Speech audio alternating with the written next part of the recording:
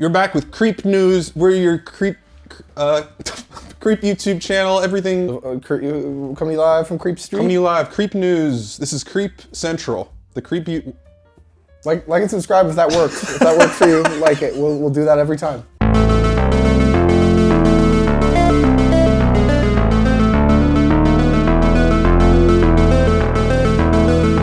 We're back to talk about Creep, Avery. We're doing it. You guys demanded episode 5 of our 9, 12 of our Creep content. I think it's now the thing we've talked about the most. I don't see how it could not be. It's just funny because we've enjoyed these things, but I wouldn't say they're like either of our favorite. Yeah, I've been pretty clear. I think they're like fine. They have moments, but We keep watching them. we're a slave to our audience, and you guys demand it under every video. They're good enough to keep watching. Yeah, they're interesting. They're very interesting, and they're one guy's vision, and that's something we always say we want. And Yeah, I think I said it at the end of the first one, which is just like, as much as I didn't like this, I love that it happened. Yeah. I love that he's out here doing it. when we talked about the first episode, we ranked the episodes, which was in retrospect not a good format because it meant that we talked about the season out of order. Which we didn't have to do. We could have just talked about it in order and then ranked them. We could have. We But didn't. we talked about it in the order for which I ranked them. Yeah, which was very convoluted. So we're not going to do that this year. We're gonna talk about Creep Season 2, Creep Tapes Season 2. We're gonna go through them in order, and we're gonna do a tier list. A tier list. You all love tier lists at home, and here's the fun twist on it. Avery's come up with the tiers, and I don't know what they are. So Avery's gonna tell us what the tier list is, and then we're gonna put the episodes on those as we go through them. Doesn't that sound like fun? Yeah, we're gonna do it, and it'll be great. We're gonna put them all. We're gonna categorize them all, and we're gonna talk about each episode, and we're gonna do it in order this time. So we're gonna start with episode 1, all the normal stuff that we should have did last time. But we're gonna talk about Creep.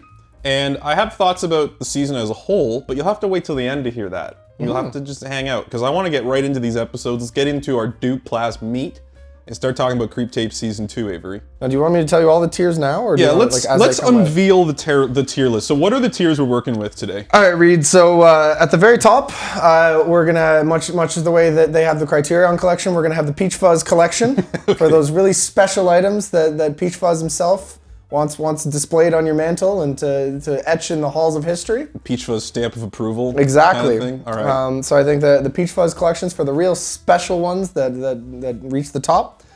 Just below that, we've got a great day. It's going to be a great day. That's so it's good. Just a good old episode of Creep, you know? It's great. Oh my god. This is gonna be a good day.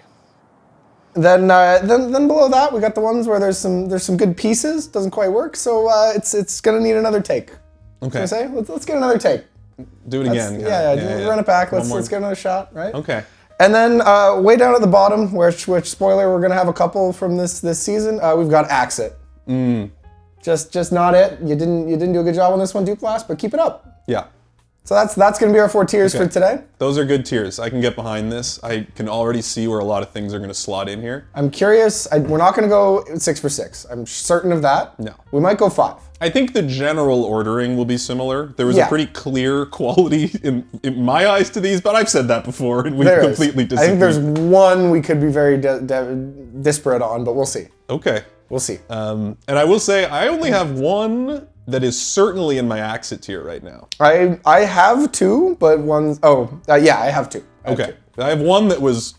We'll get to it. We'll get to it. I think we're gonna be aligned there. Is this fun for us to just like tell inside jokes about how it's gonna go? What we're about to talk about. Well, wait, this is the pre-meeting for the meeting.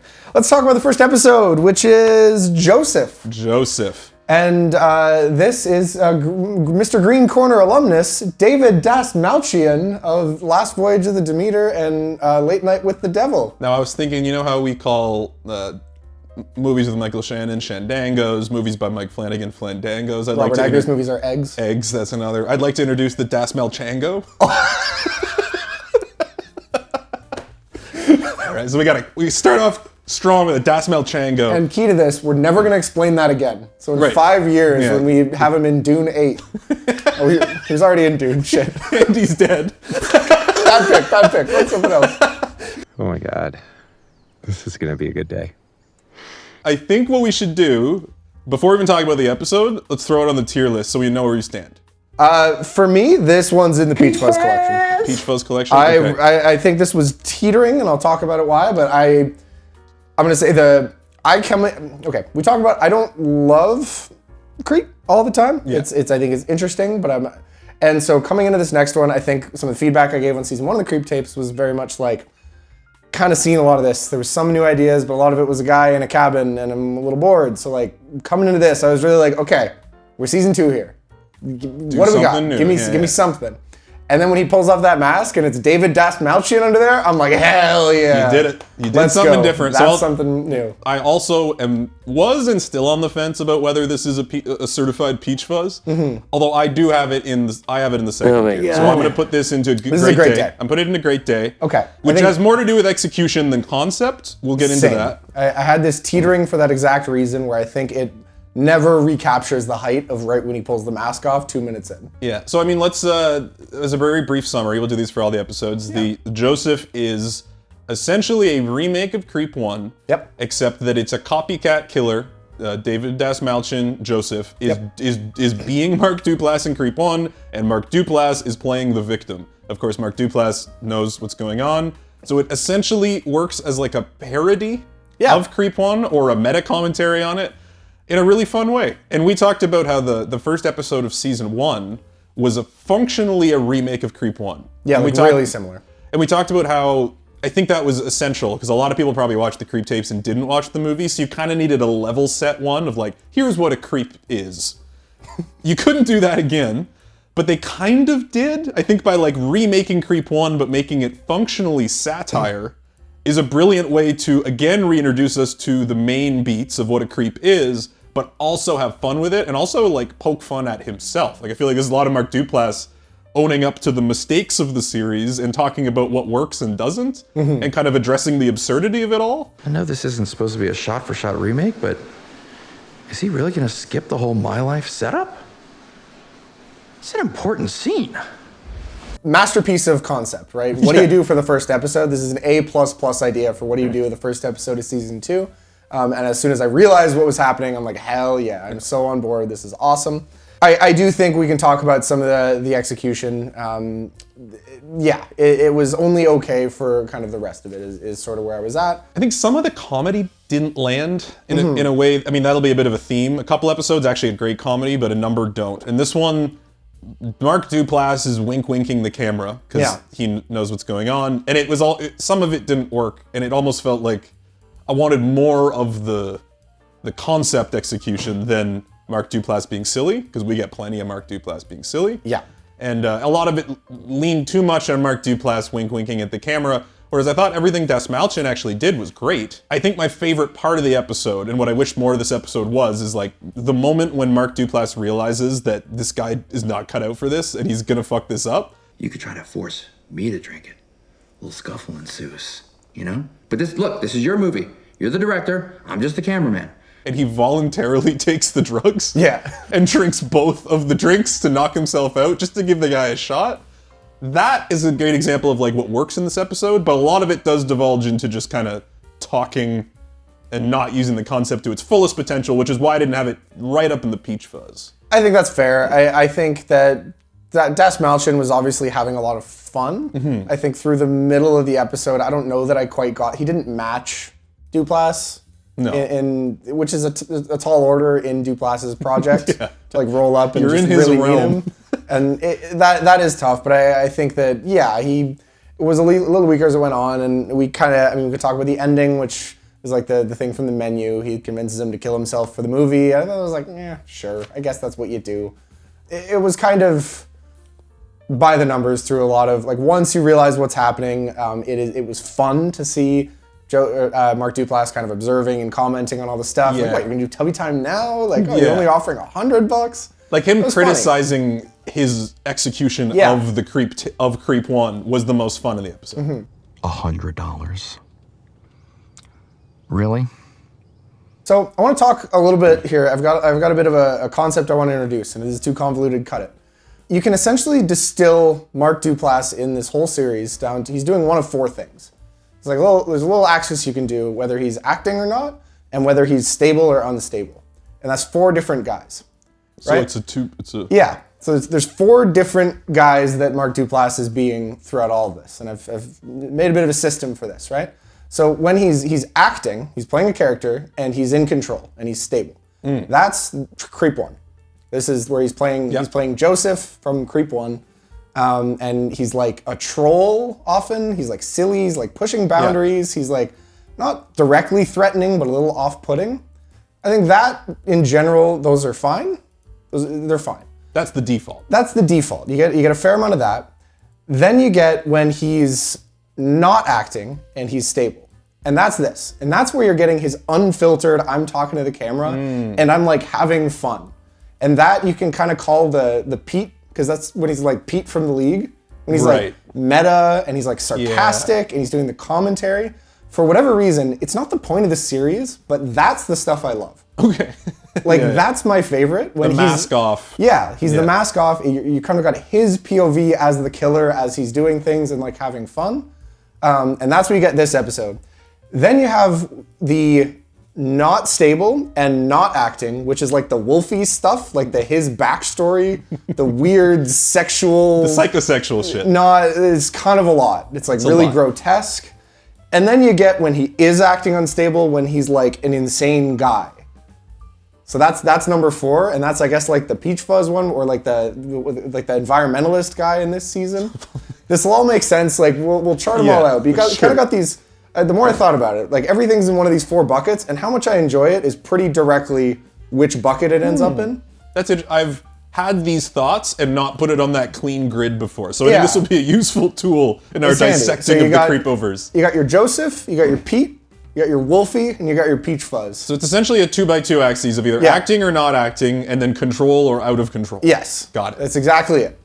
And the point of Creep, when he sat down to do this, was to play Joseph with like a little bit of Wolfie, right? Yeah. Like he wants to like, here's the face I put on, and then I go insane and kill you. And fair enough. I enjoy the Pete part far and away the most. And that's what you get a lot of this. My favorite stuff is when he's this like, witty, meta, sarcastic guy who's like having fun commenting on the fact that he's a serial killer and someone else is trying to serial kill him. They say imitation is the highest form of flattery. I'm not so sure. I rewatched this episode and I just enjoy it so much of him just like joking and like talking to the camera and being like kind of annoyed, and even when he's like tied up in the chair and is like, you're nuts, they're like pretty good. I find him so likable and interesting when he's doing that. Sometimes going all the way matters. Sometimes that final knot makes a big difference. This is a in control, not acting episode. Yep. We're gonna have it. I guess we'll have our own tiers. So it's somewhere between the second best and the best. A lot of tier. Graphics to make. We do. I have a lot of shit to get made for this, but it's. I'm okay with. You know what? I was teetering, and you're confident, so I'm okay with putting this in a great day. I think we share a tier list here. We're gonna lock this in. We're gonna lock this into a great day. All right, great day. Good solid episode. It's got a great opening beat that got me really fired up for the rest of the season. Yeah. In a way that I was not expecting to be, honestly. But yeah, through the rest of it is fairly rote. Like, I don't know if we want to talk about any more moments in it. I mean, we gotta get through 6 of these. We gotta get through 6 of these. Let's That's keep Joseph. It's a great day, and we're on to Wes. We're on to Wes. This I also had as a great day. I also had this as a great day. There you go. I'm Trip and Gold, and you must be Wes.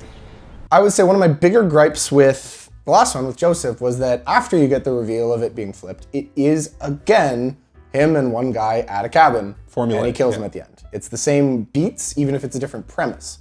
Wes really shakes up the beats.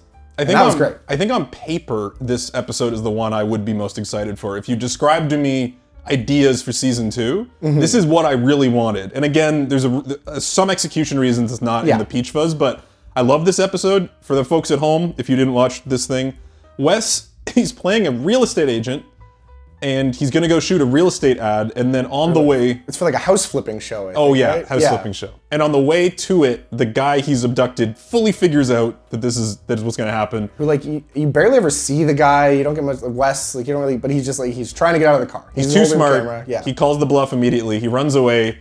Mark Duplass chases him down, almost kills him. He's like unconscious in the road and he's packing up his car. Clearly he's gonna move him to a second location and actually murder him. And then the police show up. Yeah. And then it becomes an episode about Mark Duplass talking his way out of the police. Yes. Which I thought was great. I this also is so much fun.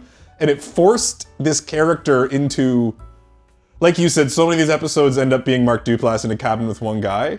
This is like the most strange scenario that I think you've seen him in yet. He's completely not in control, and he doesn't have a plan. Oh! Yes! Thank God! Step away from the car. Okay. Thank God! So you get to see him actually improvise. And pretty much every other creep, you kind of assume when things go wrong, he has backup plans, and he even shows you how he has backup plans a lot of times. He planted stuff, he has contingencies. The police rolling up was not in his plan. No. And you get to see him truly improvise, and I thought his performance was unique enough from every other thing we've ever seen him do that it was awesome and so unique. Oh God! He's in the woods and he's getting away! Get down on the ground, right now. You don't understand. On the ground, now. Okay, all right, okay. I think my only negatives I really have are, I think it dragged a bit, like the amount of time he was talking to the police by the end of it started to feel a little bit silly. I think they didn't quite have enough for the runtime. Yeah. But it was still great. I really enjoyed this, and I loved seeing the social engineering of the police to like let him go, and how he like gets the guy to confess to what he said, but doesn't show his face, so the guy doesn't identify him. Really fun stuff. A good day. Yeah, I thought it was really fun as well. Some of the knocks are minor, I agree. There was a little bit of a suspension of disbelief issue for me, where it's like, it was fun to see his process, but it's like when the cops are like, you're probably right. This guy we just found loading a body into a car, it wasn't you.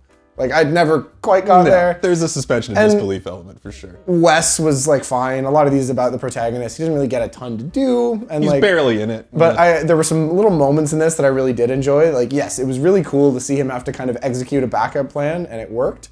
I really liked the little moments where he was talking about everything he had set up in the house, and now he's annoyed he doesn't get to use it. Like, that's fun. That's again like the Pete character. He spoiled it. I love that for whatever reason. It's a real bummer, Wes. It's downright anticlimactic. I mean, I spent a lot of time in that house. This was the only episode, maybe, of all of Creep so far where I thought he was not gonna get away. Yeah. I was like convinced, or that like at least it wasn't just gonna be the ending of he kills the two cops and runs into the woods, which is what happens. Okay, sure. But because it was cops and because there's no time continuity here, I didn't know if he was gonna get like shot or tased or like go to jail for a while. Like I truly, for whatever reason, because it was cops, or because I didn't assume him that he was just gonna win. I thought maybe it might also be the first time that he escapes but doesn't kill them. Yeah. Which would be an interesting, because he always kills them every single other time, right? Yep. So that was really fun. And I guess to put it on your paradigm, this was an acting and in control into acting out of control. Yeah. And then coming back to acting in control. Yeah. Because there's a moment when he realizes he's got the cops in his pocket and he stops panicking and he starts actually like overplaying his hand. He starts becoming confident again with the police. And that was a really fun switch to see him do. I have to talk to you about something. Get back in your car. It's gonna be a bit uncomfortable, but it's very, very important. I don't know. It was really cool to see him kind of, there was really a lot of acting on display in this one for him. And obviously this whole series is just his performance, but I think that, yeah, this was one of the most kind of stretching as an actor that Mark Duplass did, like for exactly what you described, in a way that was cool. This is not a knock on the episode. It's almost like he put all his good stuff together too much. There are episodes later where his setup, his act, is ridiculous and stupid and not interesting. Yeah.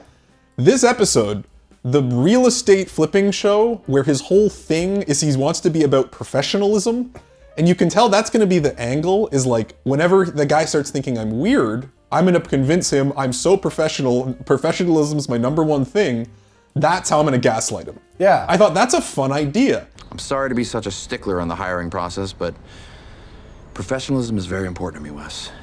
And I was almost disappointed he didn't get to do it. Like Especially he was. considering what he actually does. That's what I was thinking, because there's episodes later where I'm like, this sucks. Couldn't they have done this as the... Like, they should have used one of his shitty ideas as this one, because it gets botched. It's like they blew a good idea on the episode where he doesn't get to do the idea, yeah. That was, again, that's not a knock on this episode, but it was like, you packed too much goodness in this, because you could have spread that out to the episodes that needed some more love that we'll talk about later. I think we're on the same page for that one.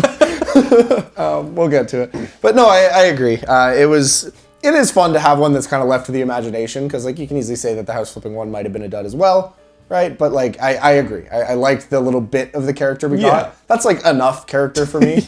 Most of the time I don't like when he's like playing like a weird character for very long. So we just got like 30 seconds of him being ponytail professional guy. Yeah, fine. It's fine. Fine. Flipped and sold with Trip and Gold. Okay, are you rolling? So then we get to Windmill Slam into the Peach Fuzz collection. Yeah. Which is Mark. Mark. This is potentially my favorite creep thing that exists. Easily. I think better than either of the films. This is the episode. First of all, I think we both get a little bit of credit for our pitches at the end of season 1, because this is kind of both of our idea. Yeah, more so yours, but this is definitely your idea to a T. Yeah, where he has... So my idea, and we have a clip, my pitch is that I want someone who is just dumb and sweet and lovable to the point where he doesn't get what's happening. And then it really annoys Mark Duplass to the point where he gives up. Okay. We have timestamps. This was my idea first. So what he's done, in this episode, he's recreated Saw 1, like the first Saw movie, with Cary Elwes like chained up in the bathroom. So him and this guy Mark are chained up in a bathroom by their foot, and he's set up this elaborate series of like clues and traps with like the body in the middle of the floor. And it turns out he's got the wrong guy. He meant to kidnap a doctor, but he's kidnapped just this absolute like barely functional moron guy. Oh, it's the wolf mask from the TV movie. Yeah, from the movie. Isn't that exciting? Yeah. And it's just Mark Duplass getting increasingly frustrated that he like can't get over the first clue.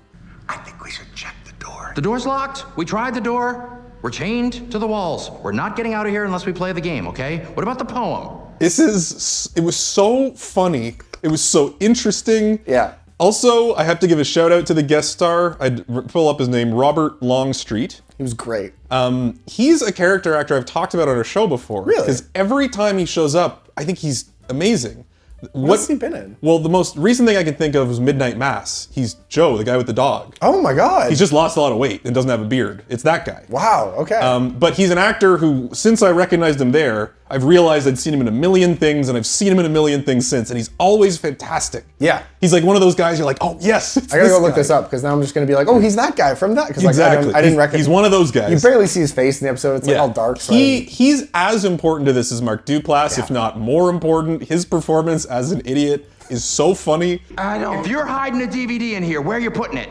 Behind something round, right? Maybe. This is just alchemy, where like you get all of the components of Creep. This is like pretty grotesque and like messed up, but the comedy work, like this is the best the comedy ever works through the whole series. It's one of my favorite just like Duplass performances, because like we're seeing him go from on our thing, he's going from Joseph, he starts out as like, I'm playing the character who's like the kind of silly troll guy pretending to be scared, to getting like, then he's just out of character, to the point where he's like really mad, to the point where he's almost getting like Wolfie, like, you've ruined this and I'm angry. Because he moves all over that paradigm. But it's like, it's all linear in a way that makes sense, where he's just like dropping little bits and having less fun. Man, this is so hard. Yeah, because he said he's the best. He did? He calls himself the Wolf Slayer. It made me realize it's more interesting to see him fuck up now than to see this go according to plan, because we've seen it so many times. I think that's why Wes and Mark, this episode, are both great, is you get to see what he does when the plan doesn't go correctly, and it's the best version of Mark Duplass. It's so funny. Yeah. I also think this episode, better than any other episode, understands the value of what doing a TV show about Creep, like, it understands the value of the Creep tapes. You're making a TV show about a movie that does not need a TV show. Those movies stand on their own. Yeah. I would argue this, like, the second movie is almost unjustifiable, but they found an angle for it. But the whole reason Creep worked is because you don't know if he's a serial killer. You can only do that once. Yeah. And so many of the Creep tape episodes expect you to pretend you don't know he's a serial killer again. That would be the only way. Or that like he might be unsuccessful. Yeah, right? but he like, might get captured or fail. It asks you as the audience to care about that, and you're like, I don't care. Like, I know he's a serial killer, and I don't care if he succeeds. So it just has to be fun to watch it happen. Yeah, and watching him fail, and watching him be upset that it's not going the way he wants, like a spoiled kid, is the best version of this. Again, not something you can do every episode, though. No. But I'm glad that the episode they chose to do it, they did so well. The other piece of it is just that like it can be fun just if it's creative enough because they're short, right? And it's just like, we'll talk about one later that I think like really all it has is like a creative premise. Yeah. But like this, it's not a cabin. He recreated the bathroom from Saw. There's a dead guy on the floor. There's like a really weird, and watching this like, these comedy beats happen with a serial killer in this actual horror movie set, it just tickled my brain. I've never seen anything like that. Oh, you put it face down, you scratched it. Fuck. Okay, it's You okay. think I ruined it? No, actually, it's just a smudge. You don't think I fucked it up? The one, I don't even want to call it a knock. The one thing is the fact that like in my pitch for this episode, essentially, I wanted Mark Duplass to just get so annoyed he lets him go. Yeah. And just gives up. I almost wish they did that And too. he sorta did. Yeah. And I wanted him to just be like, this guy's so dumb, there's no way he's gonna get me caught. And then they do like the cut to black as he swings the axe at it, and I'm like, ah. And you know what the problem is? An episode later does have a guy accidentally kill himself when just running. Oh yeah. And they could have done, that would have been perfect yeah, here. that He would should have have been been like, better. you know what, fine, you're not worth it, I'm letting you go. And the guy somehow Like manages, falls down some stairs. kills and, himself. Like that would have slips. been the perfect. So that that would is, have been better. if we had one note, Mark, I know you're watching. If we had one note. At this point, we've made like a lot of creepy, but he might be watching. Here's just the thing, you let me go. I won't tell a soul. I swear to God, I don't have any friends. Who the fuck would I tell anyway? Well, that's Mark. It's the best creep thing that's ever dang happened. Yeah, it's stunning. So Followed up with Ava, which might be the worst creep thing well, it is the worst creep thing I've ever seen. yeah, It's so also this- one of the worst things I've seen in recent memory. It's not a nice thing to do. To anything. Yeah, this is an exit certainly. Right in the exit. Right in the I almost exit. didn't finish this episode. I didn't the first time. I was watching it, and it was the third one I'd watched. I was coming off of Wes and Mark, and I got to this, and it was like kind of late, and I'm like, man, I'm just not feeling this. Maybe, you know what, I'm just tired. I'm like, man, I'm just losing focus. I'm gonna shut it off. I'm gonna try it again fresh tomorrow. I'd made it almost all the way through. I think I did finish it. But I was like, I think I was like tuned out for some. I think I didn't give it a fair shot. I'm gonna try again, locked in. Hated it. Worse. Way worse the second time. No cock! No cock! In the way that the last one is like a perfect alchemy of all the components, this one is none of them. Every single thing we don't like about these creep things, he does in this episode. No. So he's acting as the unstable guy. He's playing this like environmentalist guy who also Vegan, trauma. it just doesn't. There's no. It's not consistent. He's just like an angry, weird, yelly guy. It's not even worth summarizing the plot beyond to say that Yeah. he's hired someone to film a documentary at his nature sanctuary, which is plastic animal toys in his backyard. Hi, I'm Aaron. I'm a large sweetie with big tootsies, mommy issues, and a pure heart. And then he eventually lures her to a local bar to help him resolve his trauma, and Getting then beat up by a guy in the bar. and then sets her on fire. Yeah, and That's the episode. that's it. And she's like, it's not a knock on her. She's given nothing to do. She might be the worst victim Yeah. in a creep tapes, and I'm not knocking the actress because she's given nothing. It's No. just his character there's no reason for her to be there. The character should have left immediately. She gets, she's like- so poorly written. Yeah, she gets like 30 seconds at the start. Her whole thing is that she saw Tiger King and wants to make Tiger King again. She wants to find a weird animal guy. Whatever. Maybe I'll stumble upon shooting the next Tiger King and I will get rich in this bitch. And then like 5 more seconds later in the episode where she's like, this guy's weird, I think I've got something here. And then that's it. Holy shit, documentary gold. That's her And whole I'm character. also like, how the fuck is this like Tiger King? He's just like any drug-addled lunatic would be like this guy. And he's it's- not worth making a documentary about. And he's not Joseph, he's not being manipulative. And they try to play it like Sarah from Creep 2, where she starts to like sympathize and like, I'm helping you. And they're like, that wouldn't happen. Nope. They set that up over like hours with Sarah to explain why she's like staying and like getting Stockholm syndrome. And even that I didn't think was like executed perfectly. But with Ava in this episode, it's like, she is like willing to sacrifice her safety for this insane man who's only screamed at her and just is playing with his little toys. I guess they. No! The animals come first! Their trauma comes first! Ah! that's a great point. This is the botched Creep 2. Yeah. This is if you took the Sarah character and didn't even try, and Mark Duplass's character was like the worst version of the Mark Duplass character. The setup's bad. It's not funny. It's not scary. No, it's really bad. It's unfortunate also because it's skip it. Yeah, I would actually skip this. It is the first female victim since Sarah. Like the Creep tapes have not. It's been all guys. Yeah, the mom in the first one, but not the victim. Yeah, this is. Yeah. So I was like, what a waste to finally go out into like killing women, which I think is like, why not? It's not like he has a rule against it from what we know. Yeah. And then to botch the episode this hard is just like, what are we doing here? It's not our fault. It's not. It's not our fault for not liking all the episodes with women. The animals can sense your intentions.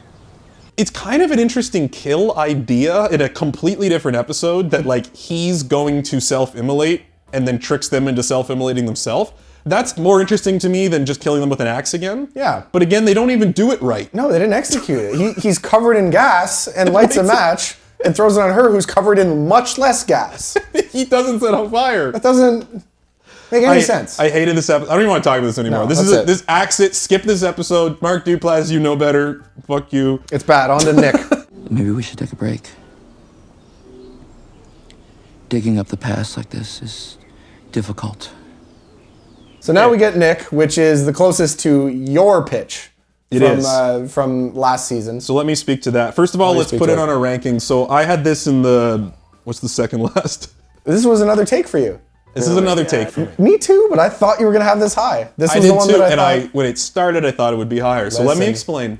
You know me. Bro. Same page, bro. So my pitch from our last episode for a potential future episode of Creep Tapes was someone has signed up for pharmaceutical tests for money, right? Where you go to a lab and they do like maybe like it's one of those tests where you don't know what it is, like a focus group, but you sign up and you consent to have them do whatever.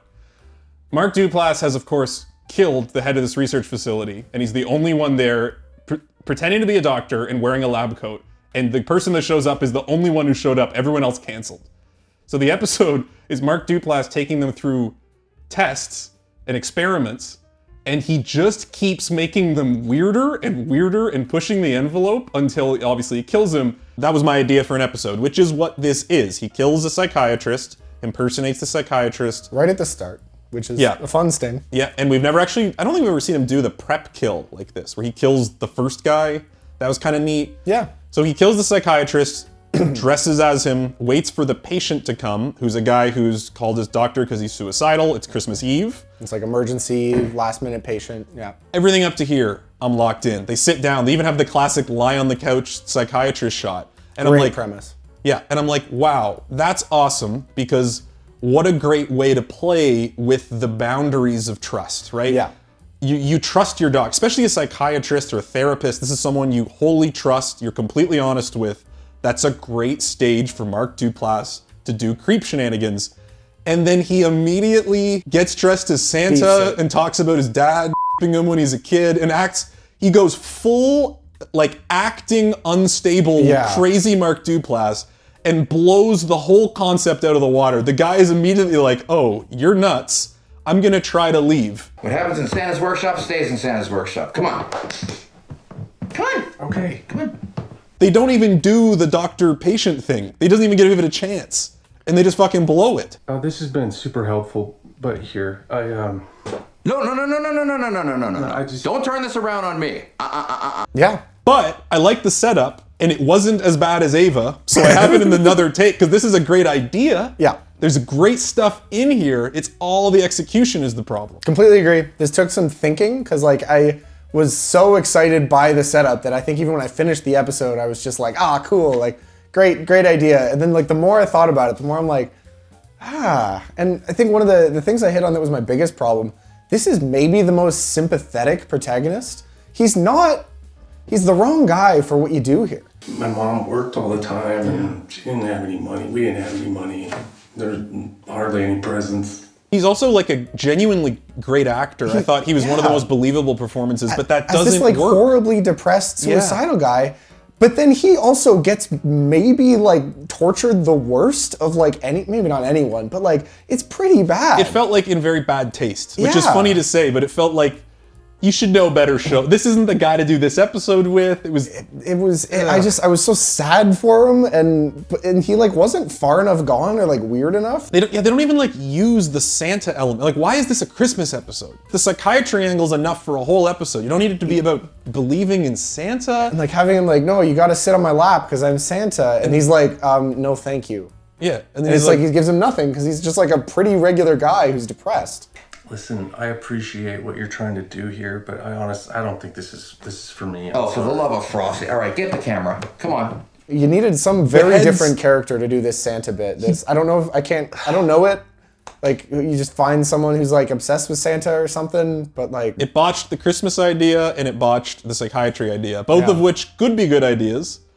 And it had a strong start, which is why it's not a full exit. But yeah, do another take. Try this again, Mark Duplass. Yeah. Something that stuck out to me on this episode was how terrible the production quality was.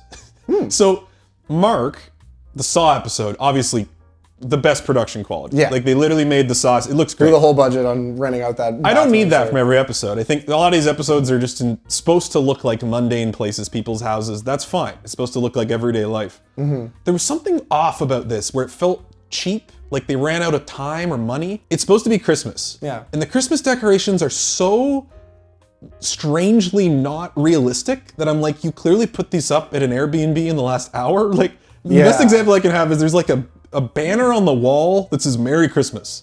And it's hung at like chest height. And it's the kind of one that has strings, so you could like tie it on something, but they've just taped the strings on the drywall, like on the paint. I'm like, this looks like something you and I would have put up at our student house in university for a party. This isn't what a psychiatrist, like a rich doctor's house, this is not how they decorate for Christmas. Yeah. I know this is a nitpick, but it's because everything else about the episode felt so rushed. I'm like, I think you all ran out of time or something. This felt so rushed. It's definitely in the category of you didn't notice it, but your brain did. But it just felt wrong. Like it just didn't use the Christmas premise and it's like a 24-minute episode. You gotta have the premise have something to do with the guy. Or Mark Duplass. And those are just three totally all doing completely unrelated things in unrelated tones. Yeah. And it just didn't make any sense. And carrots and celery, he ate it all. I filmed it. I got proof. Come see. Come see. Lots of good ideas mixed with other good ideas resulting in a terrible idea and bad execution. But there's something here. You could rework it so it goes in the another take. Another take. Go. It's another take. Try again. Then we get to our last episode. And this one, it seems like we may differ on a little bit. Okay. For me, this is a firm accent. Okay, this was another take. Okay. Had moments of accent though, so we're not that far off. We can settle somewhere in between those. Yeah, I think you can put it and categorize it wherever you want. And I think in isolation, there's something okay about this. It's because of the finale of the first season. It's just the same thing. Yeah. So the premise of this is Kate Ancilton, who's his real wife, also from the League, and appeared on a phone call, just her voice in the original Creep. Yep. As this character, as this person. I'm going to recommend that you go ahead and just leave. Right now.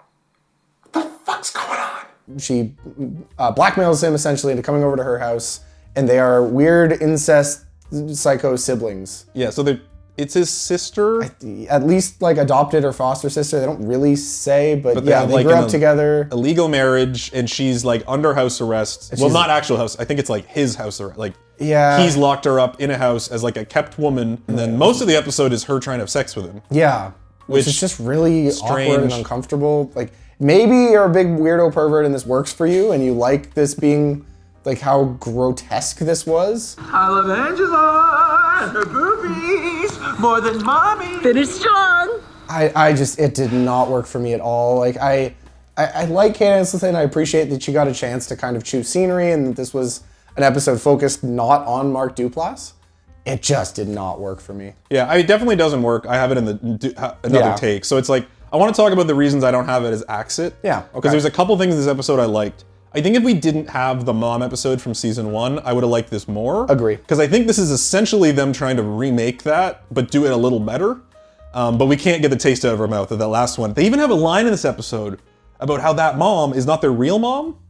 I didn't even catch Did you catch that? No. She says like, Don't say that. She was like the 9th crazy woman that you convinced was your mother. So what? So you could. Stop it. which I felt like was Mark Duplass trying to like retcon, like he knew the mom episode was bad, and that was him trying to retcon it. So I think that like, I did like it more than the mom episode. I think if it only existed and the mom episode never did, I would have liked this more. See, the difference for me is that in the mom episode we had Albert, who we both loved. Yes, it was one of the great performances. We no don't have Albert that in here. this. There's one handyman guy who's like kind of a pervert and dies in like 5 seconds. Yep. There's 2 other things I did like. The first would be, although the sexual stuff with her didn't really land, I thought it was an interest. We talked about how we wanted some lore episodes. I do like getting a little peek behind the curtain, but not too much. The mom episode is way too much. I liked seeing potentially the root for some of his psychosexual stuff, because Mark Duplass, by all accounts, in my mind, would be a creepy sex pervert. Yeah. In these movies, but he never is. He kills people, but he never assaults people in a sexual way. On a little chart here, he's like the not acting and out of control, like unstable. He's like not. Yeah. Yeah. But he never sexually harms anyone in any of the films or episodes. And I always thought... Doesn't even like allude to it. And I thought maybe that's just a choice Mark Duplass, the creator, is doing because he doesn't want to make Takes it in a content very different like that. direction if he's just like, if it's just rapey all the time. But I thought this episode was kind of neat to give us like an in-universe rosebud for why that is. He has this weird thing with his sister, and that's kind of why he's not a sexual being in his own private serial killer life. And I actually liked that explanation. I thought that added depth to the Mark Duplass character in an actual kind of nuanced way. Now, it was layered into dialogue I didn't really care for. Yeah. But again, that idea I did like. Like, let's explain why he's not ever sexual, except when he's in the wolf mask, kind of. I want to give credit to the fact that it's really hard to write satisfying, to give us a peek behind the curtain in the way that's satisfying and interesting for this character. I think just inherently to who he is, like it is hard. Every time you venture in there, it's like vulnerable as a creator because it's just difficult to not snuff stuff out. Thinking about it, I wish that she had just been kind of normal. Me too. And I think that would have been I wish she was just kind of like a normal, caring sister, and you'd done something. She's so drunk with too. This is a wedding present, you fucking asshole! It's like she's trying to play the mom. Yeah. Or like Lucille Bluth, and like it's just like this character doesn't seem to fit. She's just this like dramatic, over the top, like sloppy. Because I do think about her playing like her character from The League, who's a very level-headed and rational, just like this cool nice, lady. Smart, If she had to engage with creep Mark Duplass, there could be some really fascinating scenes. Like, what's a real person who knows who he really is? What's that relationship like? Yeah. They could have done that, but they just made her this drunk buffoon, kind of. Or like, she's like a clown.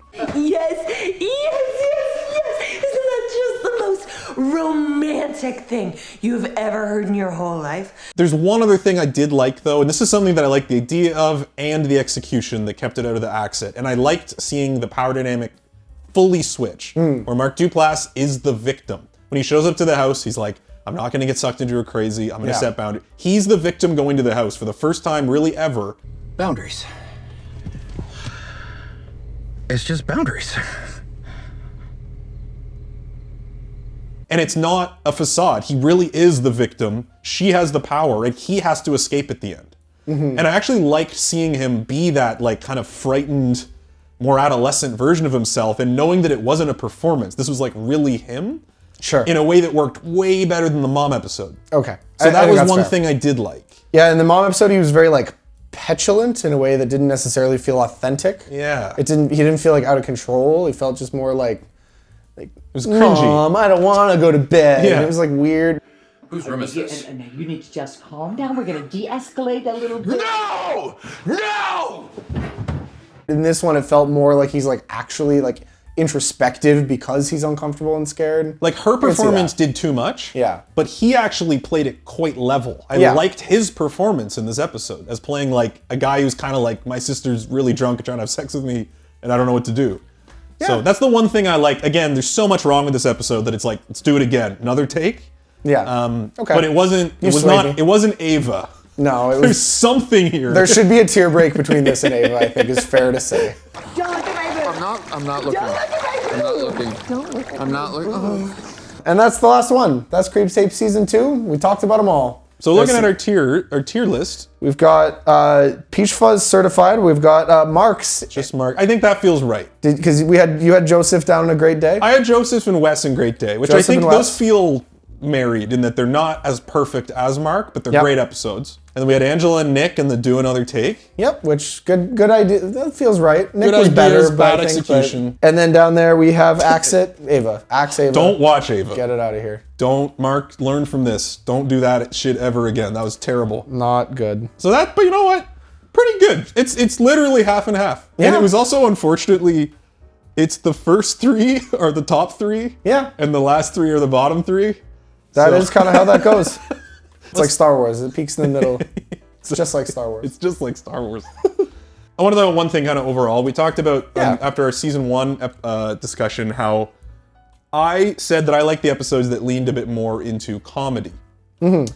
And at that point, you had said, I don't really think of these as much as like comedy. I like more when it leans into the horror. Do you still feel that way? Like after season 2, because I feel like my perception, my answer to that has become much more clear in watching season 2, but I was curious if your mind has changed about this. I don't think it's changed as the series as a whole, but I don't think anywhere in season 2 did the kind of horror I wanted, and I was okay with it. Okay. I thought rather than changing my perspective on that, I just think that like what was effective about this was changed. And the things I liked in season 2, they kind of played up other stuff. Right. I think that, yeah, if I had come out of season 1 saying I want more specific, like more horror, no. Season 2 isn't really good at horror. No, and that's fine. I think season 2 learned better than season 1 why make a show about this? Yeah. What can you do with the medium of television that's different than movies to tell an interesting story that's unique to the television experience and not just another rehash of the movie? And what I realized, it was Mark that made it click, is that it is the comedy. Yeah. This can't really be scary anymore, I don't think. I think we've jumped the scary shark, probably somewhere in Creep 2 to stop being scary. I think if you wanted to do a scary episode, you would have to basically not have Mark Duplass in it. Yeah, like that ain't happening. No, but like really, really little bits of it. Sure. Like you're with a character who's like escaping, and like you get like seconds at a time of Mark Duplass. Yeah. That's how you can make him scary. And we know Mark's not doing that. We know Mark's not doing that. So I'm I think fair enough. You lean into interesting ideas, interesting characters, strong writing, but you let it be a comedy with horror elements. Mm-hmm. And I think that is where this show is kind of found its footing. The episodes we liked had a lot of comedy. Something I wanted to observe is that I think it does seem to have gotten away from the core idea of Creep 1 in a way that I think is good. Okay. Because a lot of like Creep 1, the whole point of this was you're observing a serial killer at work. Like I think the genesis of the idea, the story he wanted to tell, and what you said worked about it for you so well, and me too, is that it's not so much the mystery, not so much the horror, not so much the comedy, those are all elements, but it's the observing of the serial killer going through the process and like breaking the barriers and conditioning the victim and like creating this scenario, right? And like getting that really intimate, tight view of that. Mm-hmm. That seems like when Mark Duplass went into this project, that's what he wanted to do. So we're like this very, very intimate serial killer prey relationship and explore it and how it evolves. I think to your point, that's been told. We've done it. We've done it we did it with Aaron, we did it with Sarah, we've done it in several of the first episodes. And I think with season 2, and season 2 for sure is my favorite of the 4, we've given that up. We've said, I've told that story, and to your point, now what? Now what, yeah. And we have a different medium, absolutely. And I think like you said what they figured out they figured out let's interesting premise, lean into the comedy.